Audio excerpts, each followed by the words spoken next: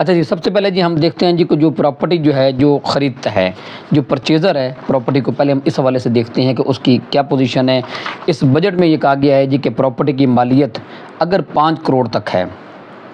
تو جو فائلر ہے جو کہ ریٹرن ہر سال جمع کرواتا ہے، جو پہلے کا فائلر ہے اس کو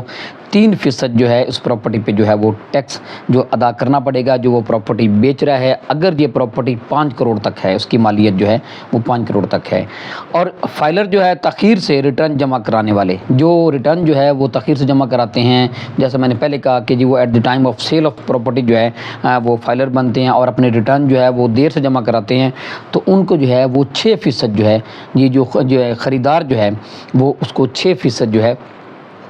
ٹیکس ادا کرنے کا پڑے گا پراپرٹی پہ۔ اور جو نان فائلر ہے اس کو 12% جو ہے، اگر پراپرٹی کی مالیت جو ہے وہ 5 کروڑ تک ہے تو پھر جو ہے جو نان فائلر خریدار جو ہے اس کو 12% جو ہے یہ ادا کرنا پڑے گا ٹیکس اس کو۔